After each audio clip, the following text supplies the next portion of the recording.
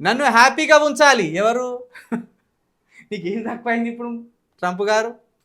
నేను సంతోషంగా లేనని మోడీకి తెలుసు. మరి ఉరుకు మోదీ గారు, ఉరకాల మీరు వెంటనే. ఆయన సంతోషంగా లేడట. దోస్తు సంతోషంగా లేడంటే నువ్వు పోయి ఏదోటి చేయాలి కదా. రష్యాతో వ్యాపారం కొనసాగిస్తే మరిన్ని టారిఫ్లు విధిస్తానని వార్నింగ్. ఎస్, ఆయన ఎందుకు సంతోషంగా లేడంటే మోడీ వల్ల సంతోషంగా లేడు. నువ్వు రష్యాతోటి సంబంధాలు పెట్టుకుంటే నీ తోక కత్తరిస్తా అంటాను మోడీని. ఇన్ని రోజులు ఏమన్నారు? అసలే ట్రంపే మన మోడీని చూస్తే భయపడతాండే. విశ్వగురు అనే ట్యాగ్ లైన్ తొడిగించి సూటు కాని ట్యాగ్ లైన్ తోటి నమ్మించే ప్రయత్నం చేశారు. విశ్వగురు అని విశ్వగురు కాదు ఆయన. విశ్వబానిస అంటే ఓ అర్థం ఉంటుంది ఆయనకు. ఎక్కడికి పోయి చేతులు కట్టుకొని వస్తారు తప్పించేవని అన్న శాసించి వచ్చింది ఆయన. ఇప్పుడు చూడు, ఈయన టారిఫ్ల మీద టారిఫ్లు విధిస్తా అంటే వార్నింగ్ కూడా ఇస్తాను ఆయన.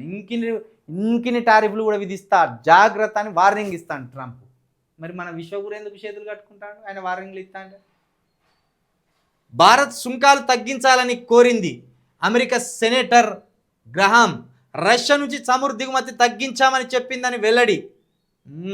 ట్రంప్ను ప్రసన్నం చేసుకోవడానికి మోడీ ప్రభుత్వం పాకులాడుతుందంటే కాంగ్రెస్ ఫైర్.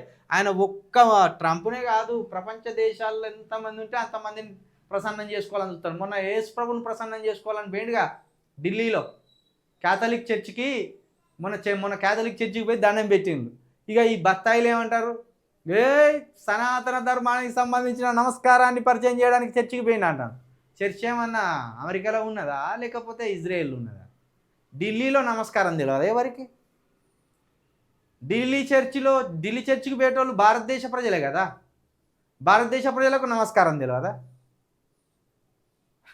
ఇట్లా బత్తాయిల కామెంట్లు ఇట్లుంటాయి. మోడీ ఎందుకు పోయింది తెలుసా చర్చికి?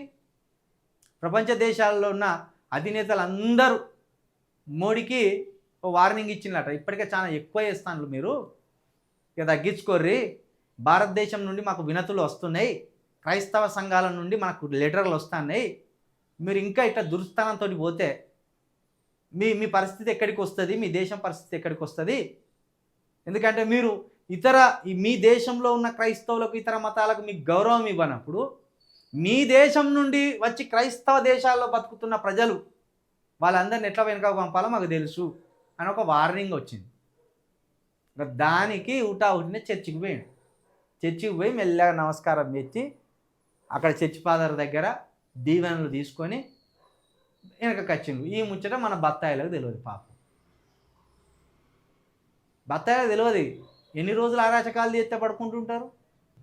మొత్తం ఈ బీజేపీ వాళ్ళు మొత్తం ఇతర మతాలను చూస్తేనే ఈర్ష్య ద్వేషాలతోటి కక్షపూరితంగా వివరిస్తాం కదా. అది కాస్త ప్రపంచ దేశాలకు అర్థమైంది.